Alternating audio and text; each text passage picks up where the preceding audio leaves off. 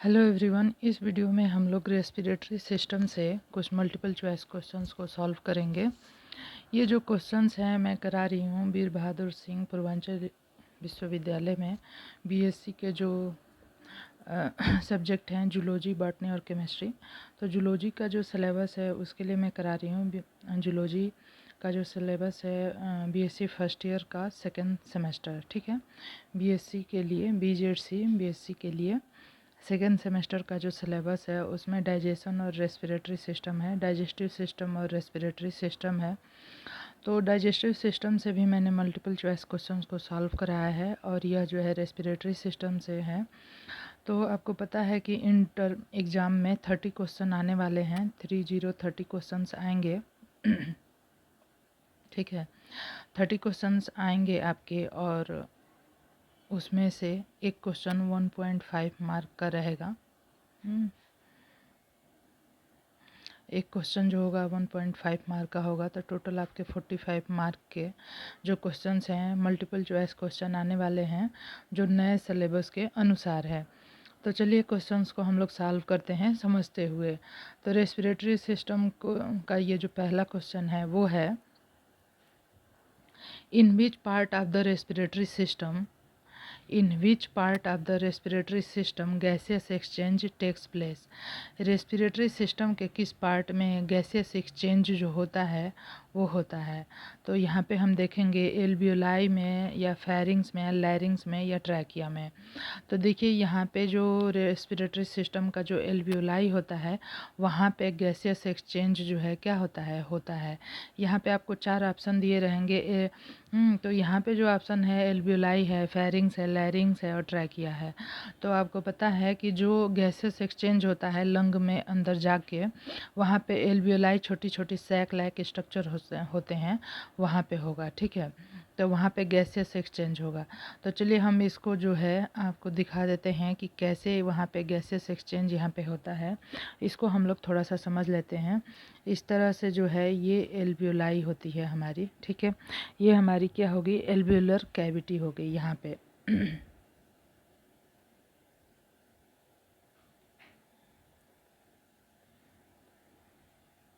Alveolar cavity हो गई, ठीक है। उसके बाद यहाँ पे हमारा जो हो जाएगा, यहाँ पे हमारा हो जाएगा, क्या हो जाएगा, ये जो है ब्लड कैपिलरी हो जाएगी। इस तरह से होती है ब्लड कैपिलरी, ठीक है। और इसमें जो होते हैं रेड ब्लड सेल्स होते हैं, रेड ब्लड सेल्स होते हैं इस कैपिलरी के अंदर में।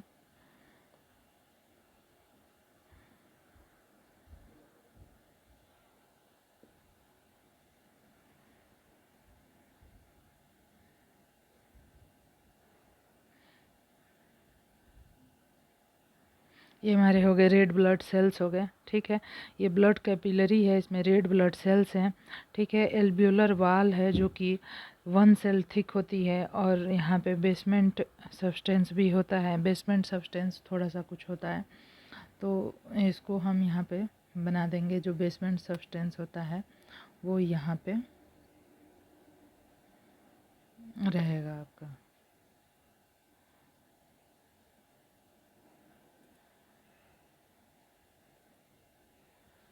थोड़ा सा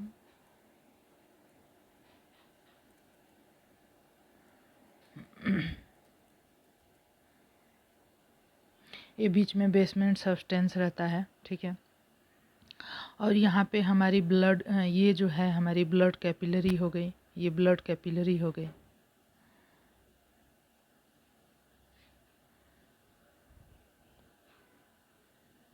ये ब्लड कैपिलरी हो गई, ठीक है। और ये रेड ब्लड सेल्स हो गए, आरबीसी हो गए। और इनके मध्य में जो होता है क्या होता है, गैसेस एक्सचेंज होता है, ठीक है। तो यहाँ पे देखिए, यहाँ से जो है ब्लड ऑक्सीजन एल्वियोलाई से अंदर आता है और यहाँ से जो ब्लड कैपिलरी, यहाँ से CO2 अंदर जाता है। तो इस तरह से गैसेस एक्सचेंज यहाँ पे होता है, ठीक है। अब अगला क्वेश्चन हम लोग देखेंगे। अगला है, dash is the located between 2 pleural sacs and is the central compartment of the thoracic cavity.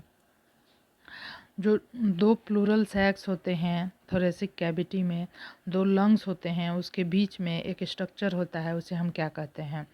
ठीक है, तो उसे हम क्या कहते हैं? हाइलम कहते हैं, प्ल्यूरा कहते हैं, या फिर मेडिस्टेनियम कहते हैं, मेडिस्टिनम, या फिर थोरेसिक केज। तो देखिए यहाँ पे जो आंसर होगा वो हो जाएगा मेडिस्टिनम होता है। ठीक है, मेडिस्टिनम होता है। अगला जो क्वेश्चन है वो है which of the following statement is true about involuntary breathing. Involuntary breathing के लिए कौन सा स्टेटमेंट जो है ट्रू है? It is controlled by bronchioles, it is controlled by pulmonary arterioles, it is controlled by alveolar capillary network, it is controlled by neuron located in medulla and pons. तो देखिए यहाँ पे जो आंसर होगा वो है it is controlled by neurons. यह जो होता है ना जो इनवॉलेंट्री ब्रीदिंग होती है वो किसके द्वारा कंट्रोल होती है?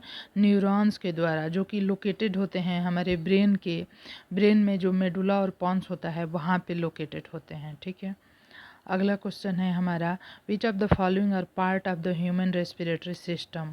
ह्यूमन रेस्पिरेटरी सिस्टम का कौन कौन से पार्ट है? ट्रैकिया है, डायफ्राम है, लंग है, ऑल ऑफ द एबव है। तो देखिए यहाँ पे सारे के सारे ही रेस्पिरेटरी सिस्टम के पार्ट है, इसलिए यहाँ पे answer all of the above हो जाएगा। अगला क्वेश्चन है which of the following gas is released out during the process of respiration. Process of respiration के दौरान कौन सी गैस रिलीज आउट होती है? Oxygen, hydrogen, carbon dioxide, none of the above. तो देखिए जो हम है ऑक्सीजन अंदर लेते हैं और CO2 को बाहर छोड़ते हैं, तो आंसर हो जाएगा कार्बन डाइऑक्साइड। कार्बन डाइऑक्साइड यहाँ पे आंसर हो जाएगा। अगला है the tiny air sacs present in human lung is called. जो छोटे छोटे एयर सैक्स प्रेजेंट होते हैं ह्यूमन लंग में उसे क्या कहते हैं? Alveoli, bronchus, bronchioles, all of the above. तो देखिए जो छोटे छोटे एयर सैक्स प्रेजेंट होते हैं उसे हम एल्वियोलाई कहते हैं, जो कि ह्यूमन लंग में होते हैं। Which of the following function by filtering and keeping the mucus and dirt away from the lung? तो हमारे जो रेस्पिरेटरी सिस्टम है उसमें ऐसा क्या होता है जो कि डर्ट को बाहर रखता है? Keeping the mucus and dirt away from the lung से इन सब चीज़ों को अलग रखता है। तो यहाँ पे आंसर में है cilia, bronchioles, hair in the lungs, all of the above. तो जो सिलिया होते हैं ना वो इसका कार्य करते हैं। ठीक है, जो सिलिया होते हैं वो ये कार्य सही से करते हैं, तो आंसर सिलिया हो जाएगा। अगला क्वेश्चन है हमारा कि the exchange of gases between the external environment and the lung. तो इसे हम क्या कहते हैं? रेस्पिरेशन कहेंगे, external respiration, cellular respiration, none of the above. जब हम गैसेस का एक बाहरी के वातावरण से हमारे लंग के बीच जो एक्सचेंज होता है उसे क्या कहते हैं? रेस्पिरेशन कहते हैं, एक्सटर्नल रेस्पिरेशन, सेलुलर रेस्पिरेशन क्या कहते हैं? इसे हम कहते हैं एक्सटर्नल रेस्पिरेशन। ठीक है, which of the following statement is false about the trachea. Trachea के बारे में कौन सा स्टेटमेंट जो है वो फॉल्स है? ट्रैकिया के बारे में तो है सी सेप्ड रिंग्स, इसमें सी सेप्ड की रिंग होती हैं। It is covered by epiglottis से कवर्ड होता है। It is split into the right and left lungs में, राइट और लेफ्ट लंग्स में अलग अलग होता है, मतलब ये टूट के जाता है। मीन्स की जो ट्रैकिया होती है ना वो इस तरह से होती है और यहाँ से ब्रांचेज हो जाते हैं जो कि राइट और लेफ्ट लंग को जाती है। ठीक है, तो इस तरह से होते हैं ये। फिर अगला है नन ऑफ द एबव। तो देखिए यहाँ पे पूछा है कि कौन सा जो है कि फॉल्स है ट्रैकिया के बारे में। तो यहाँ पे जो फॉल्स है it is covered by epiglottis, ऐसा नहीं होता। बाकी सारे सही है, तो हमसे फॉल्स पूछा है तो हम फॉल्स बताएंगे। देखिए इसमें सी शेप्ड रिंग्स भी होती हैं। ठीक है, इस तरह से सी शेप्ड रिंग्स भी होती हैं, राइट और लेफ्ट एट्रियम में टूटा हुआ रहता है। ठीक है, अगला है the maximum volume of air contained in the lung by the full force inhalation is called. Full force inhalation के द्वारा जो मैक्सिमम वॉल्यूम एयर का कंटेन होता है लंग में उसे क्या कहते हैं? Tidal volume, vital capacity, ventilation rate या टोटल लंग कैपेसिटी। तो इसको हम कहते हैं टोटल लंग कैपेसिटी। ठीक है, Which one of the following is correct regarding larynx?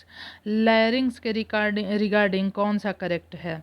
It houses the vocal cord, It prevent the invading pathogen into the trachea. It is an organ made up of cartilage and connect the pharynx to the trachea. Which one of the following is correct regarding larynx? It house the vocal cord. Larynx जो होता है, it prevent the invading pathogen into the trachea. It is an organ made up of cartilage connect the pharynx to the trachea.